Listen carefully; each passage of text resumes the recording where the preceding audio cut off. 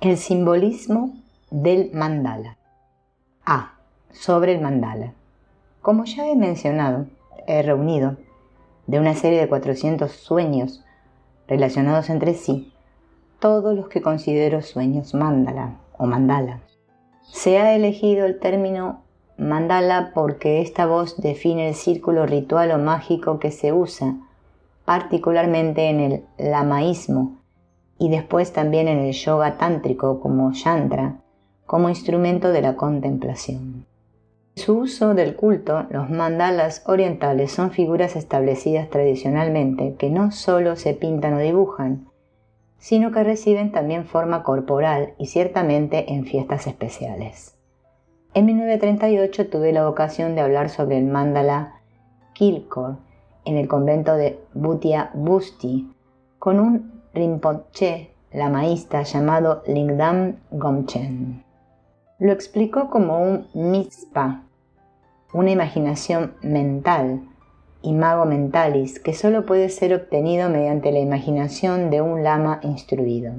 Según dijo, ningún mandala era como los demás, son individualmente diferentes.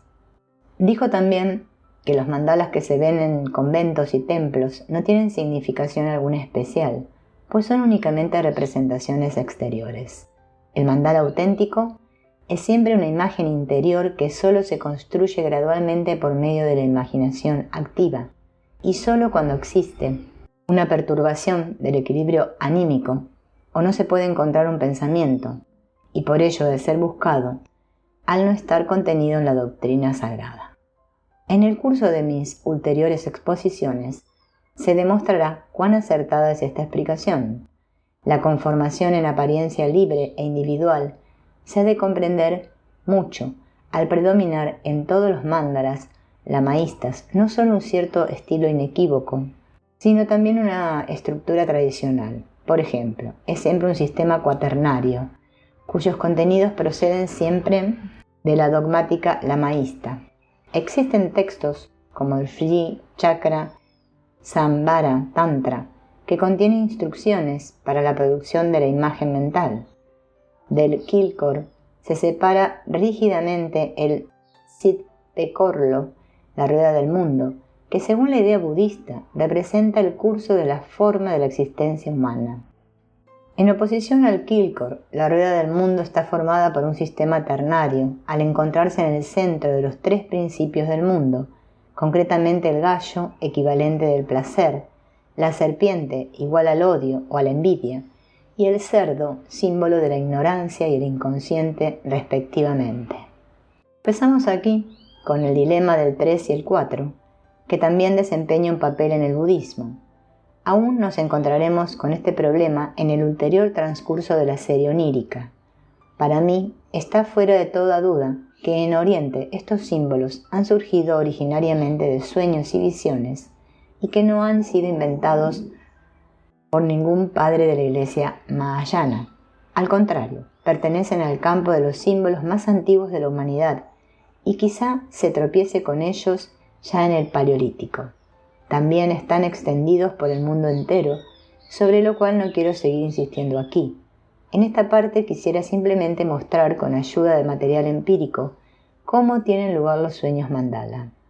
En su uso de culto, los mandalas revisten gran importancia, al contener su centro, por lo general, una figura de valor religioso máximo, o el propio Shiva, frecuentemente abrazado con Shakti o Buda, Amitabha, Avalokitesvara, o uno de los grandes maestros Mahayana, o también simplemente Dorje, el símbolo de todas las fuerzas divinas reunidas de naturaleza destructora y creadora. El texto de la floración áurea, que procede del sincretismo taoísta, indica aún propiedades alquimistas especiales de este centro en el sentido de las cualidades del lápiz y del elixir vitae. No carece de importancia el conocimiento de esta alta valoración, pues concuerda con el significado central de los símbolos individuales del mandala, los cuales poseen las mismas cualidades de naturaleza metafísica, por decirlo así. Si todas las apariencias no engañan, significan un centro psíquico de la personalidad no idéntico con ello. He observado estos procesos e imágenes durante 20 años, utilizando un material empírico relativamente grande.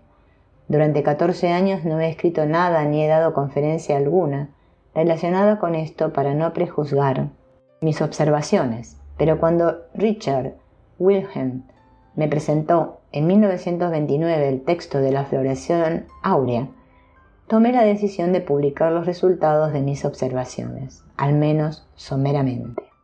No se puede juzgar jamás suficientemente prudente en cosas de este tipo, pues el afán de imitación por un lado y una avaricia realmente enfermiza por otro, tendente a adueñarse de la pluma de otros y a adornarse así exóticamente, induce a demasiadas personas a tomar tales motivos mágicos y utilizarlos exteriormente como un ungüento. Al fin y al cabo, se hace todo, incluso lo más absurdo, para escapar de la propia alma. Se practica yoga indio de cualquier observancia, se observan mandamientos sobre la comida, se aprende teosofía de memoria, se recitan textos místicos de la literatura mundial entera. Todo ello porque no se ha encontrado el hombre a sí mismo y carece de toda fe de que podría llegar de su propia alma algo útil en algún aspecto.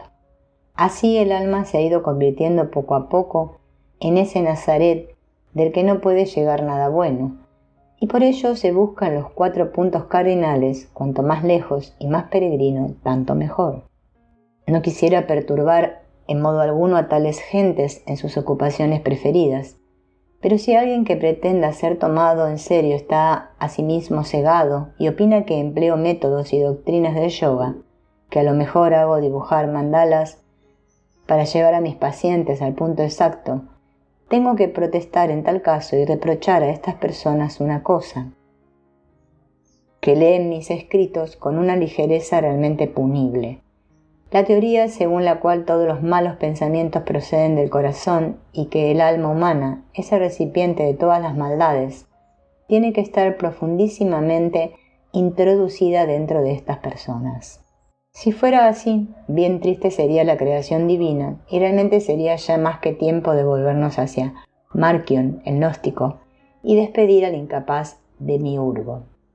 Ciertamente, desde el punto de vista ético, resulta cómodo por encima de toda medida dejar que sea Dios únicamente el que se cuide de tal asilo de idiotas, donde ninguno está en condiciones de llevarse sin ayuda ajena la cuchara a la boca. Vale la pena que el ser humano se preocupe de sí mismo y que sepa que tiene un alma que le puede ser útil. Vale la pena observar con paciencia lo que ocurre quietamente en el alma, y ocurre en ella lo más y lo mejor, cuando no es reglamentada desde fuera y desde arriba. Lo confieso de buen grado. Tengo en tan gran estima lo que acontece en el alma humana, que me espantaría perturbar y desfigurar la quieta actividad de la naturaleza por medio de torpes intromisiones. Por ello he renunciado en este caso incluso a realizar observaciones personales y dejar este contenido en manos de un principiante no influido por mis conocimientos, con objeto de no perturbar en absoluto. Los resultados que expongo son autoobservaciones puras, concienzudas y exactas de una persona de intelecto firme al que nadie ha hecho indicación alguna y que tampoco hubiese permitido que nadie se las hiciera. Por lo tanto, los auténticos conocedores de los materiales psíquicos reconocerán sin dificultad la autenticidad y carácter directo de los resultados. B. Los mandalas en los sueños. Para completar la exposición, hago mención, una vez más, del simbolismo mandala en los sueños iniciales ya descritos. 1. Impresión visual 5. Serpiente que describe un círculo en torno al sujeto que sueña. 2. Sueño 17. Flores azules. 3. Sueño 18. Hombre con monedas de oro en la mano. Lugar delimitado para la representación de variedades. 4. Impresión visual 19. Esfera roja. 5. Sueño 20. Globo. El siguiente símbolo mandala aparece en el primer sueño de la nueva serie. 6. Sueño. Le persigue una mujer desconocida. El sujeto que sueña corre siempre en círculo.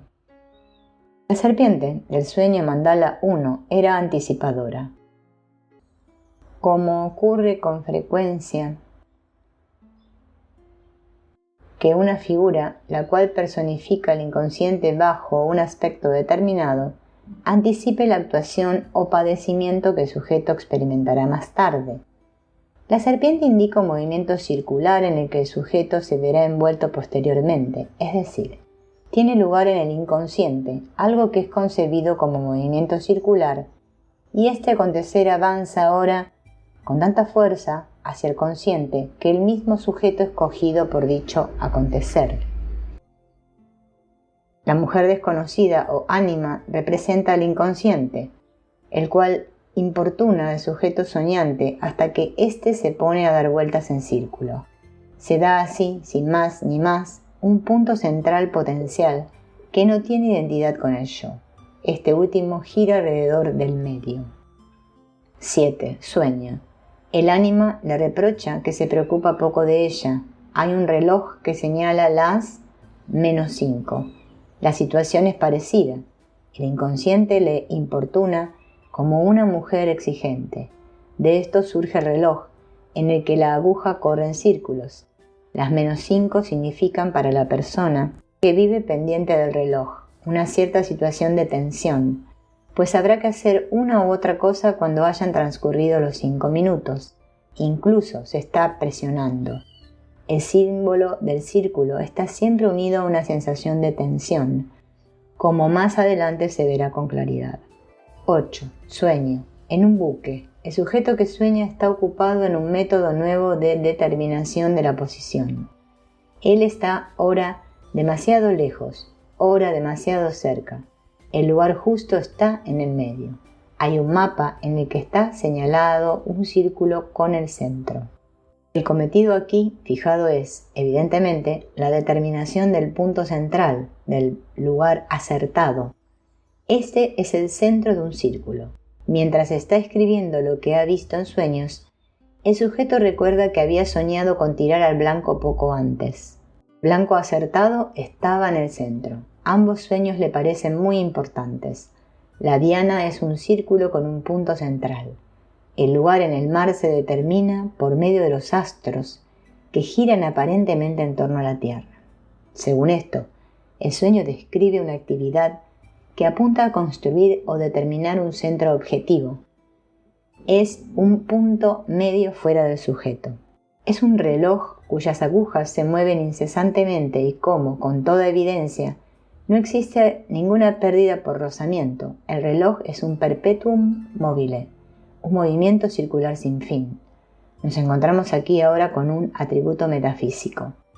Como ya he expuesto, utilizo esta palabra desde el punto de vista psicológico, o sea, de una forma impropia. ¿Qué quiere decir con esto? Que la cualidad de la eternidad es una afirmación del inconsciente y no una hipóstasis. Para la capacidad del juicio científico del sujeto que sueña, la afirmación del sueño es naturalmente escandalosa, pero a esto precisamente presta el mandala una significación especial. Se rechazan con frecuencia cosas importantes porque parecen hallarse en contradicción con la razón y ponen así a la última ante una prueba demasiado dura.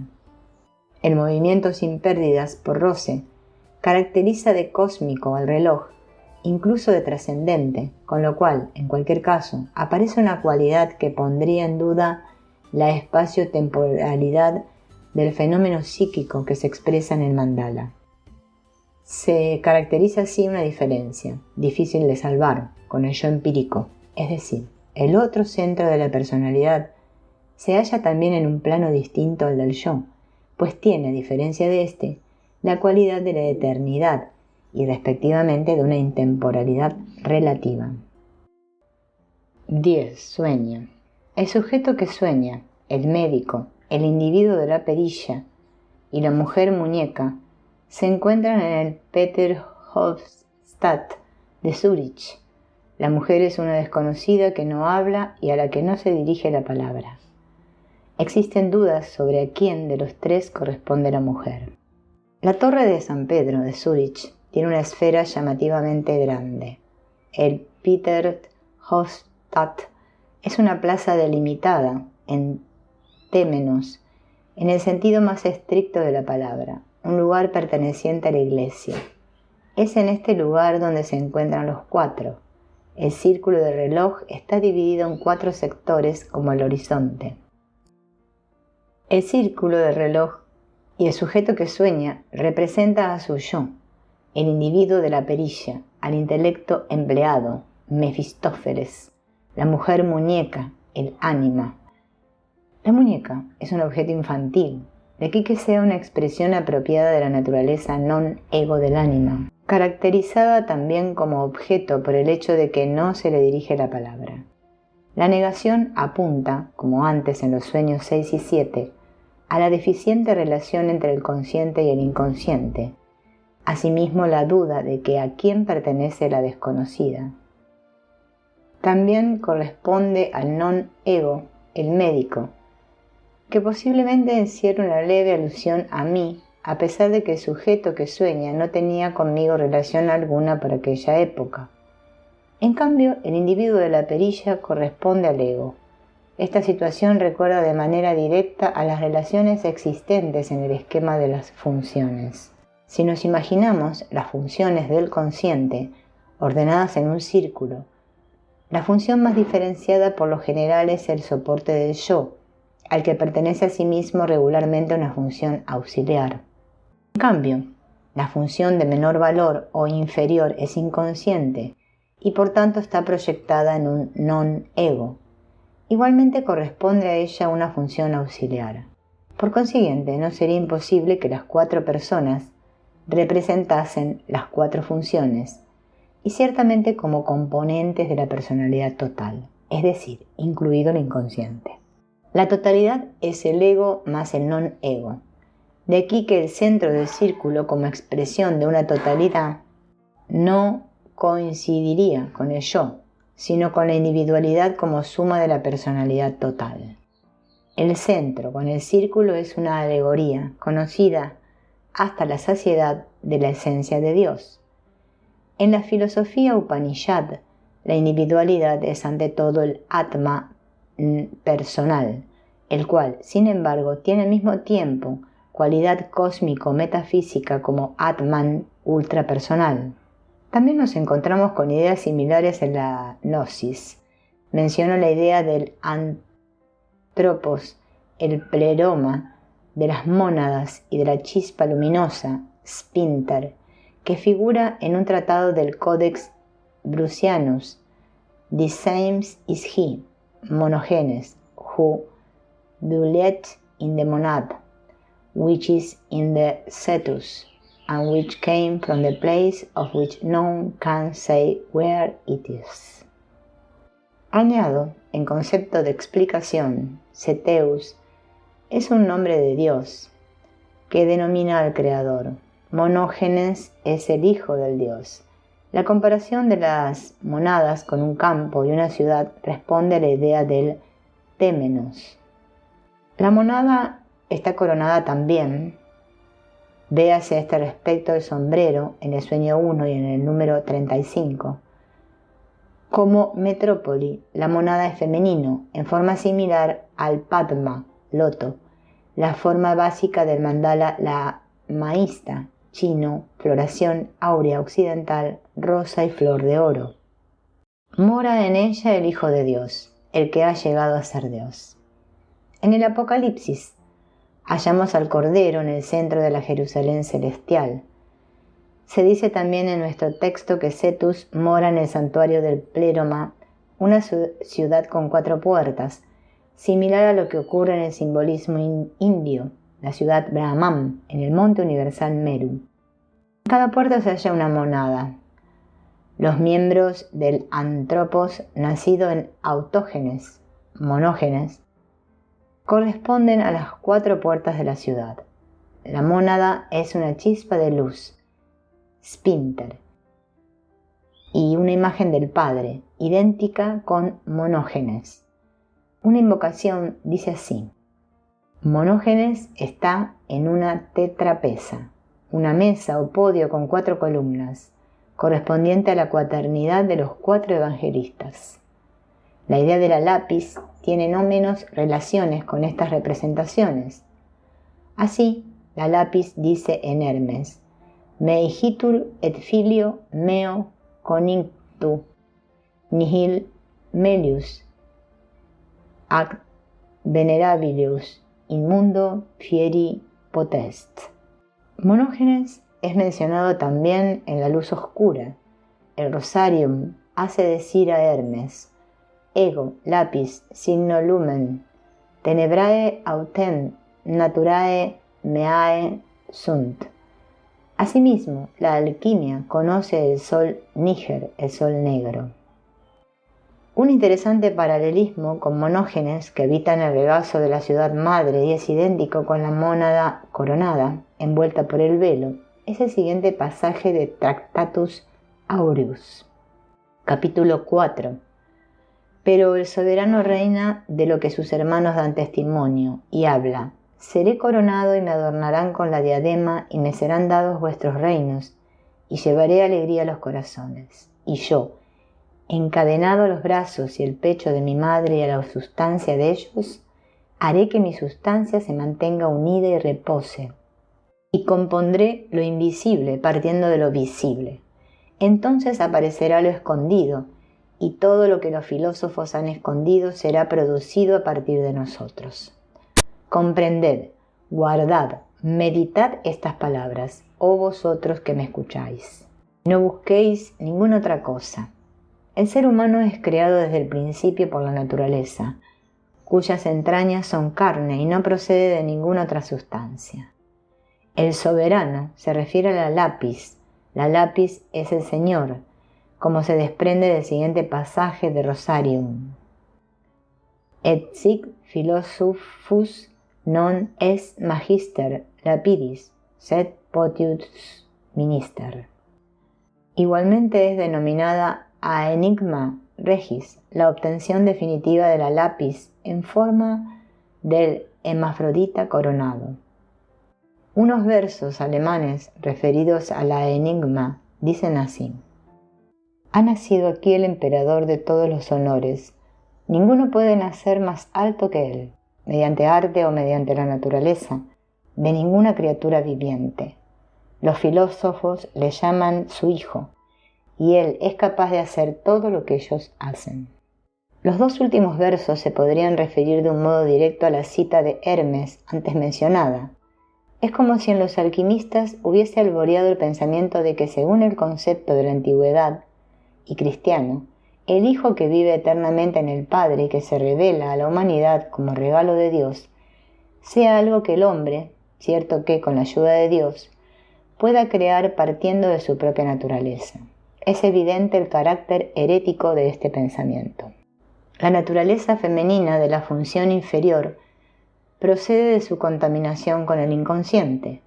Como el inconsciente tiene signo femenino, está personificado por el ánima, concretamente en el hombre e inversamente en la mujer.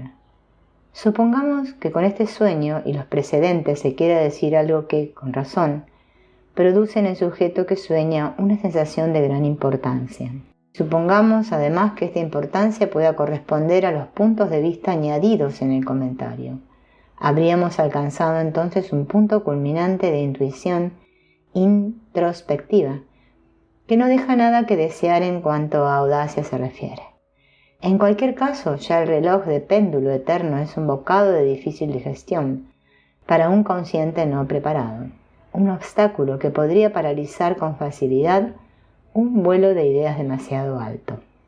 11. Sueño.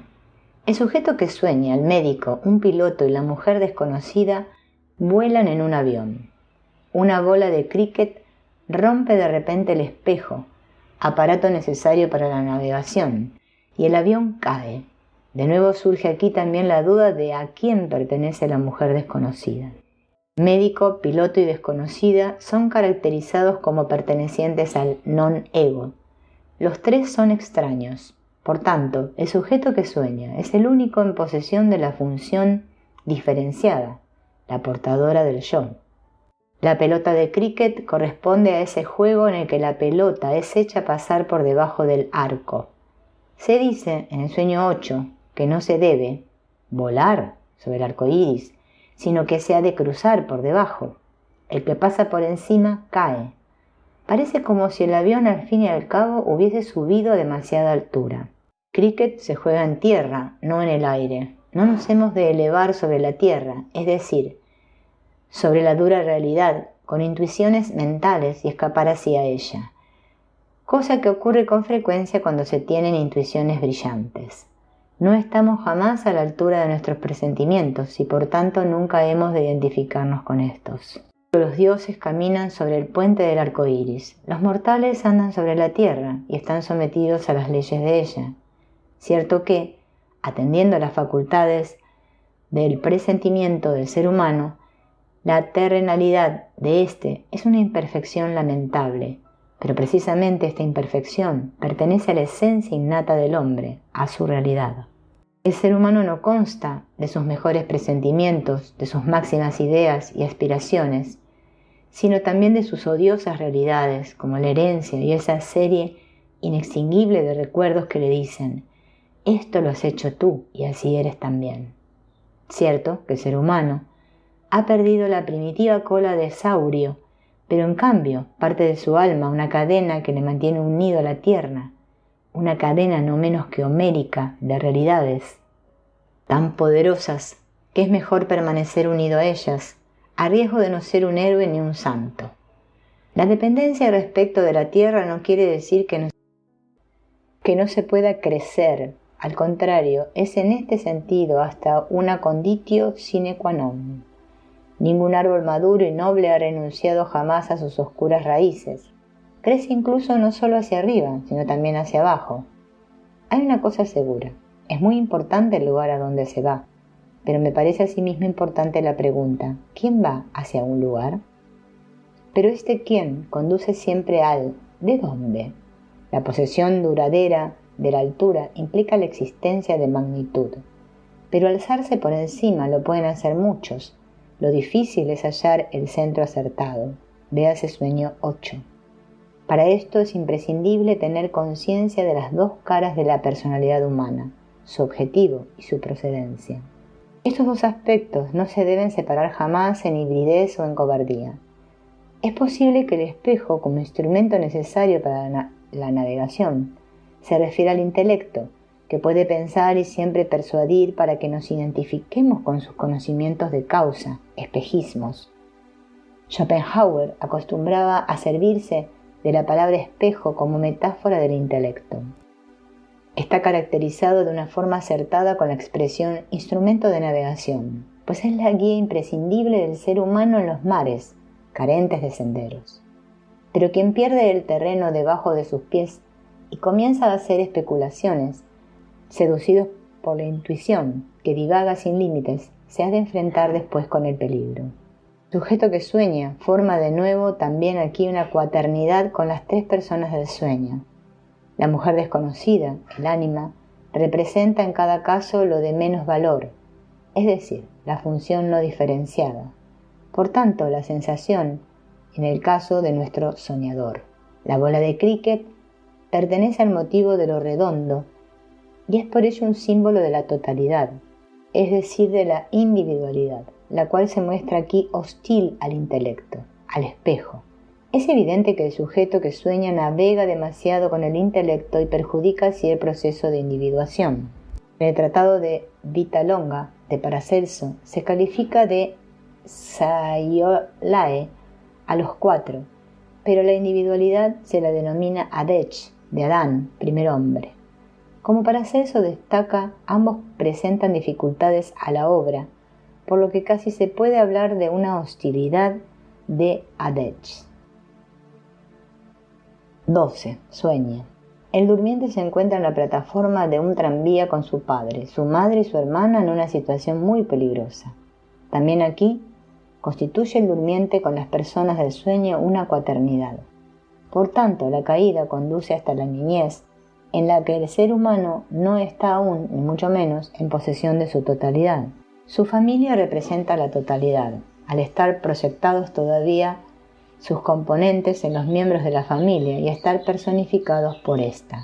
Pero esta situación es peligrosa para el adulto, debido a ser regresiva, pues significa una disociación de su personalidad, que percibe lo primitivo en forma de una amenazadora pérdida del alma. Al producirse la escisión, vuelven a ser arrastradas hacia afuera las partes de la personalidad que se han integrado fatigosamente. Se pierde la culpa y se cambia por una inocencia infantil.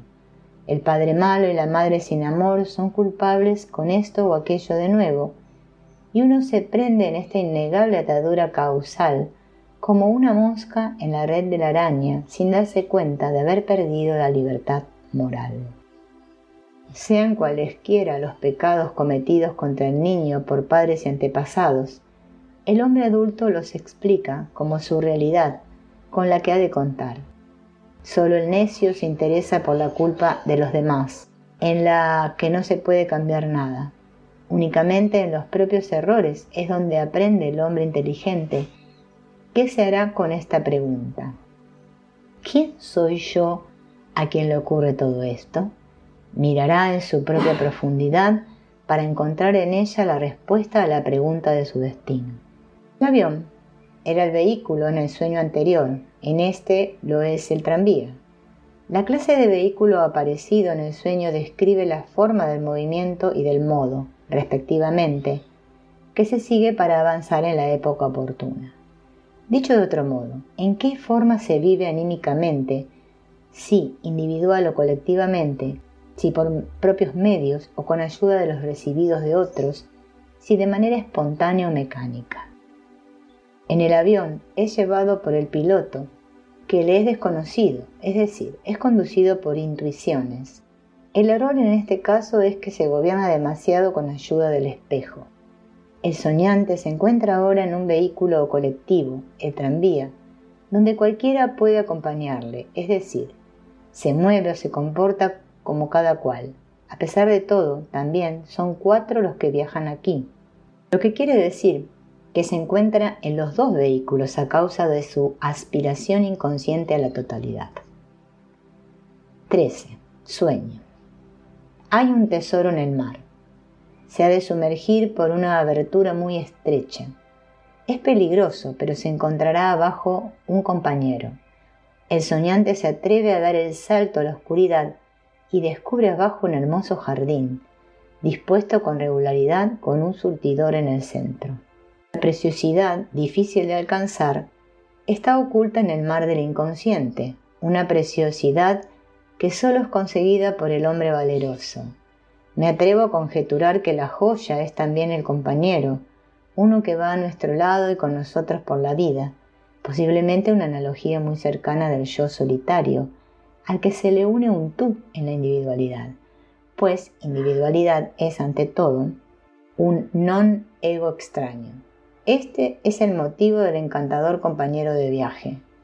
Cito 3 ejemplos célebres: los discípulos en el camino de Maús, la Bhagavad Gita, Krishna y Arjuna, y la Sura 18 del Corán, Moisés y Chidar. Conjeturo además que el tesoro existente en el mar, el compañero y el jardín, donde hay un surtidor con una y la misma cosa, concretamente la individualidad. A saber, el jardín vuelve a ser el témenos y el surtidor es la fuente del agua de la vida que conocemos por San Juan 7:38 y que además buscó y encontró el Moisés del Corán, y con este Chidar, uno de nuestros servidores, al que habíamos provisto de nuestra gracia y sabiduría. Sura 18. Y según continúa la leyenda, crecieron en el suelo del desierto flores primaverales en torno a Chidar. Apoyándose en la arquitectura de los primeros tiempos cristianos, la figura del témenos con la fuente ha evolucionado en la arquitectura islámica hacia el patio de la mezquita y los baños rituales en el centro.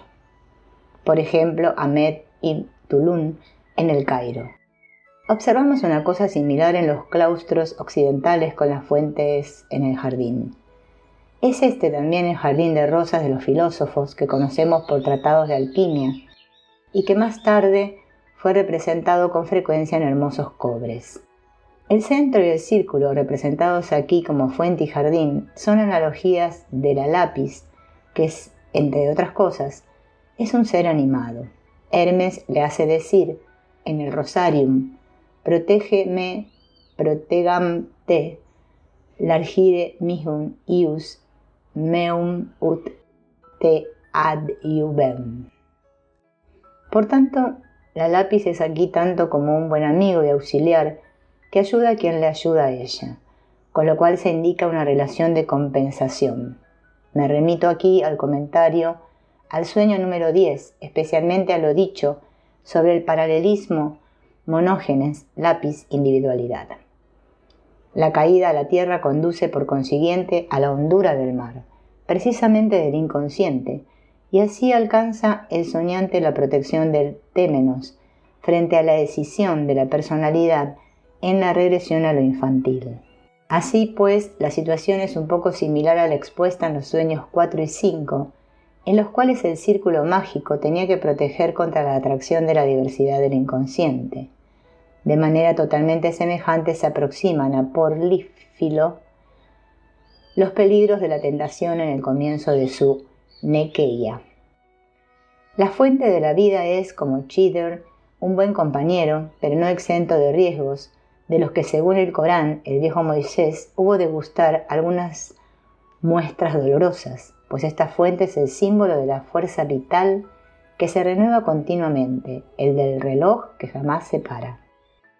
El Señor dice en una frase no canónica: quien está cerca de mí está cerca del fuego, en la misma forma que este Cristo esotérico es una fuente de fuego, posiblemente no sin relación con el de Heráclito. También el aqua nostra es ignis, fuego, según la opinión de los filósofos alquimistas.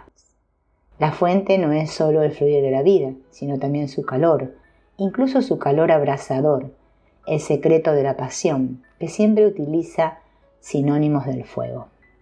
El agua nostra, que todo lo disuelve, es un ingrediente indispensable en la obtención de la lápiz, pero la fuente procedente de abajo, y por ello el camino pasa por debajo. Solo debajo se puede encontrar la fuente ígnea de la vida. Este abajo es la historia de la naturaleza del ser humano, su nexo causal con el mundo de los instintos. Sin esta unión no puede llegar a ser ninguna lápiz ni individualidad alguna. 14. Sueño. Va con su padre a una farmacia, donde se pueden conseguir cosas valiosas a precio barato, sobre todo un agua especial. El padre le habla del país de donde procede el agua. Después pasa en tren el Rubicón. En la botica tradicional, con sus tarros y vasos, sus aguas, su lapis divinus e infernalis y sus magisterios, se conserva aún un residuo patente del laboratorio chapucero alquimista de aquellos que no veían en el donum spiritus sancti el don preciado, otra cosa que la quimera de la obtención del oro. El agua especial es, en cierto modo, literalmente el aqua nostra non vulgi. Se comprende fácilmente que el Padre le conduzca a la fuente de la vida, pues el Padre es el creador natural de la vida del sujeto que sueña. Por decirlo así, el Padre representa el país o el suelo donde brotó la fuente de su vida, pero es también en forma metafórica el espíritu que enseña, un espíritu que nos introduce en el sentido de la vida y cuyo secreto se explica según las enseñanzas de los antiguos. Es uno que nos proporciona la sabiduría de la tradición, ciertamente. El educador paternal de nuestro tiempo satisface únicamente todavía esta misión en los sueños del hijo, en la figura arquetípica del padre, del viejo sabio.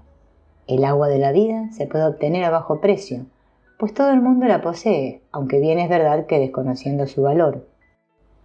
Spernitur a stultis es despreciada por los necios, porque suponen que todo lo bueno está siempre fuera y en otro sitio, y que la fuente que hay en su propia alma no es otra cosa que, como la lápiz, es pretio quoque bilis, de precio bajo, y por ello, como en el Prometeo de Spitteler, desde el sumo sacerdote hasta el campesino, pasando por el académico, es in viam ei ectus, arrojada a la calle, donde Ahasvero se guarda la joya en el bolsillo.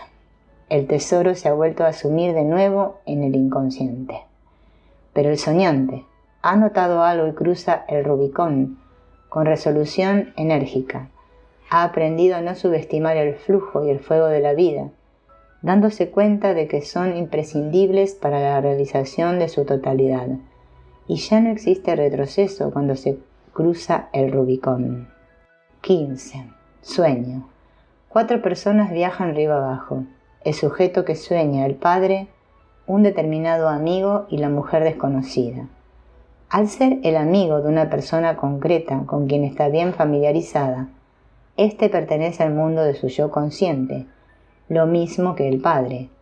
Así ha ocurrido algo muy especial. En el sueño 11, el inconsciente estaba en proporción de 3 contra 1, pero la situación es ahora la inversa. El durmiente está en proporción de 3 contra 1, la mujer desconocida, o sea, que se ha despotenciado el inconsciente.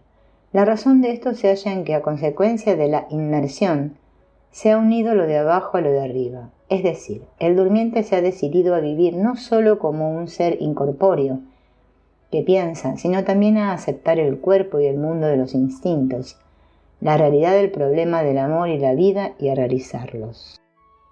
Este fue el Rubicón cruzado.